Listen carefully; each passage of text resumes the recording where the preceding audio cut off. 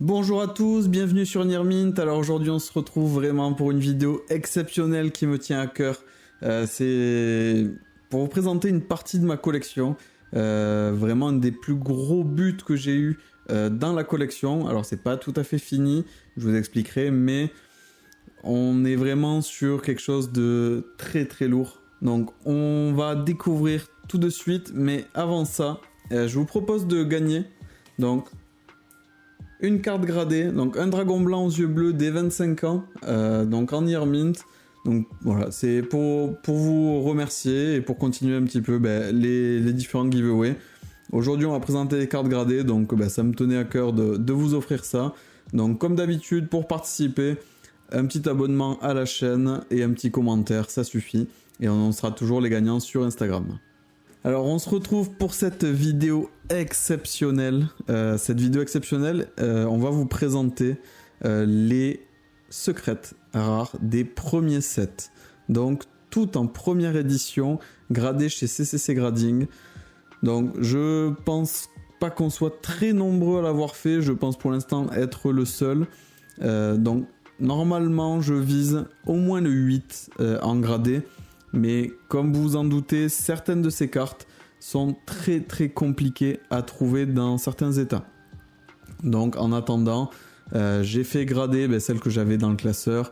Il y a du 7 et il y a aussi du 6. Alors le 6, on en reparlera, c'est sur des cartes très très particulières. Alors pour ceux qui ne le savent pas, dans tous les sets rétro, on va retrouver deux secrètes. La première du set et la dernière. Sur ces deux secrètes, il y en a toujours une qui est short print par rapport à l'autre. Ça veut dire qu'en règle générale, quand on va ouvrir X boosters, on va pouvoir retrouver de temps en temps les secrètes. Et sur ces deux secrètes, il y en a une qui va être en majorité par rapport à l'autre. Donc potentiellement 4, 5, 6 fois plus présente que l'autre. Donc au-delà déjà de la difficulté de trouver ces cartes qui ont plus de 20 ans dans un bon état, et en plus trouver les short prints qui sont dans un bon état, c'est très compliqué.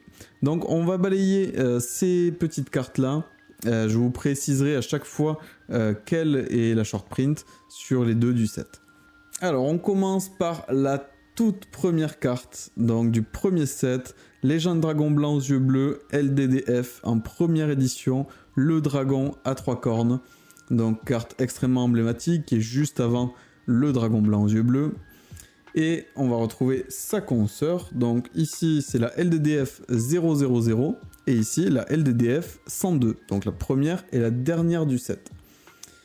Donc ici, ces deux cartes là sont vraiment dans un état exceptionnel. Pour ceux qui connaissent du set chez CCC Grading, on est vraiment déjà sur du excellent état.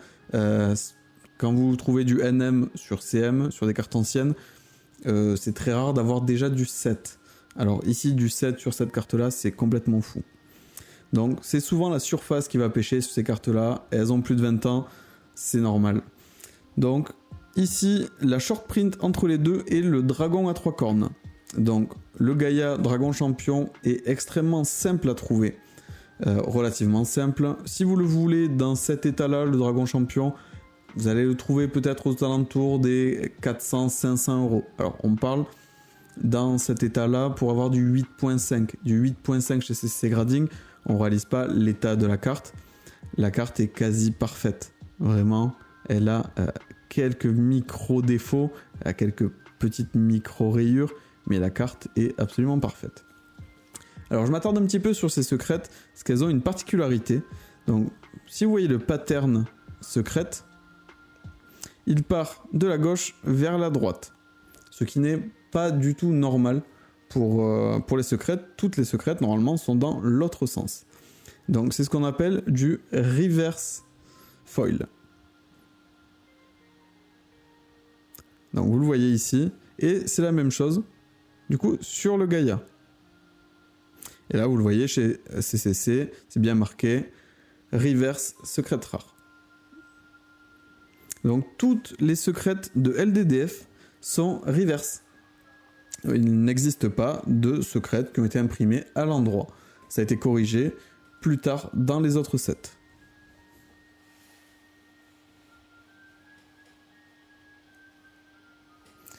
Donc on va continuer avec une carte extrêmement emblématique que j'ai mis très très longtemps à trouver, le gardien de la porte. Alors on voit de suite son effet, donc qui part de la droite vers la gauche, qui est normal. Donc le gardien de la porte, MRD Metal Raider en première édition, donc qui n'est pas la short print, on va voir juste en suivant la short print, en 9. Alors ça a été très très compliqué pour la trouver dans cet état là.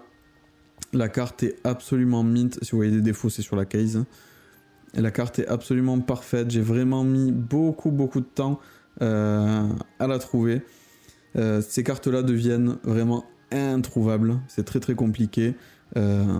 Si vous la voulez avec cette note là, il va falloir chercher très longtemps et elle s'échange à prix d'or.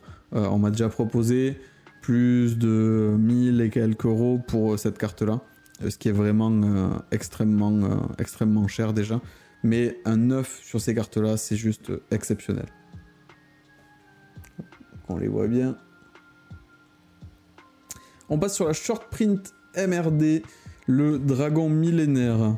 Alors, le dragon millénaire, ceux qui ont l'œil me diront, mais attends, tu nous dis que l'effet secret, il doit partir de droite vers la gauche, et là, il est de gauche vers la droite. Et oui, sur certaines secrètes, donc il y a eu le premier set, celle-ci complètement reverse, le LDD.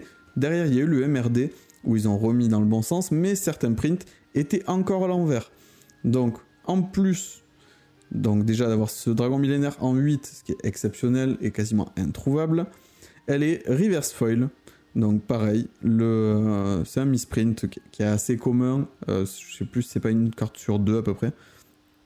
Mais bon, voilà. Dans cet état-là, en plus en reverse, c'est vraiment magnifique. Donc je tenais à la voir, à la conserver dans ma collection. Celle-là, pareil, extrêmement compliquée à trouver. Hop, on va recadrer ça. Est-ce qu'on y voit bien? Nickel. On continue. Le Dragon Toon aux yeux bleus, maître des magies, MDM. Alors ça fait partie vraiment des cartes préférées des collectionneurs. Donc ici on voit déjà qu'il n'est pas reverse, hein, qui est tout à fait normal. C'est une carte qui est extrêmement emblématique, elle est très belle. Avec le monstre à effet, le rouge derrière, elle est vraiment magnifique. Donc en 8, les cartes sont quasi parfaites, c'est vraiment incroyable. Donc le but c'était de récupérer toutes ces cartes là, toutes ces secrètes, et de pouvoir les avoir dans ma collection et vous les présenter aujourd'hui. Donc c'est vraiment quelque chose qui me tient à cœur, j'ai mis plusieurs années pour arriver à ça. C'est vraiment un travail de longue haleine, de négociation, de recherche, et c'est en grande partie grâce à vous, à la communauté, que j'ai pu réunir toutes ces magnifiques pièces. Donc le Dragon Toon, qui n'est pas la short print, qui est déjà compliqué à trouver. Dans cet état-là, on en trouve encore aux alentours des 400-500 euros. On peut commencer à avoir des très belles cartes. Avoir un 8 sur cette carte, c'est pas non plus la chose la plus simple. On passe sur la short print, ma carte peut-être préférée de toutes les secrètes. Le Dragon Serpent Nocturne. Donc c'est une carte qui me tient à cœur. Alors je sais pas moi qui l'ai fait grader. C'est un ami à moi qui fait partie de l'équipe Near Mint. Nico, encore merci pour la carte. C'est la carte, alors pas celle-ci en particulier, mais le Dragon Serpent Nocturne, qui m'a permis de rencontrer l'équipe actuelle de Near Mint, qui nous a fait rentrer en contact, et du coup voilà.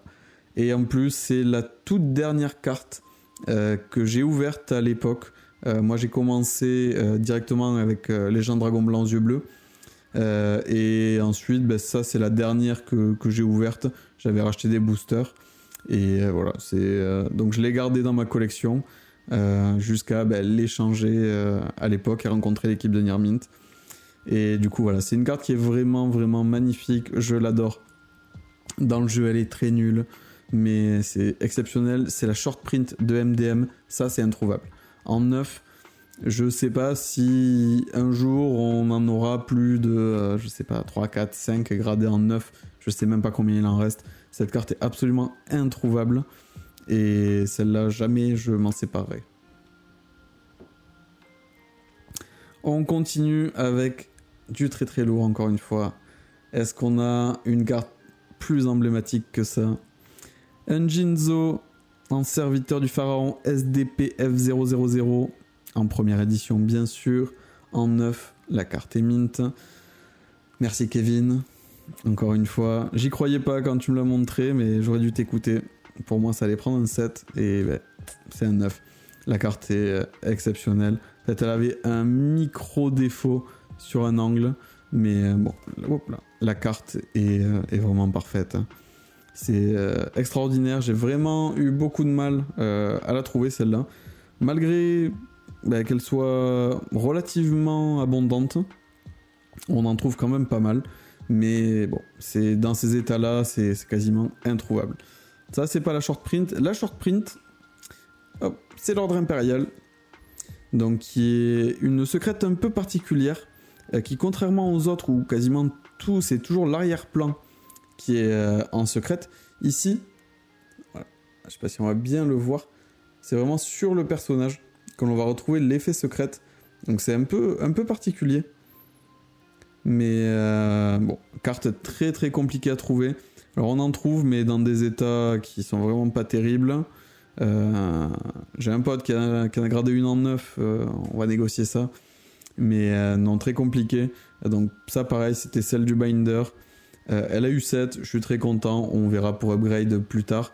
Mais déjà, elle est vraiment vraiment très belle. Alors c'est une des rares exceptions où l'ordre impérial est moins cher que l'autre, même si c'est la short print. On peut pas tester. Un piège contre Jinzo, c'est Jinzo qui gagne, vous le savez.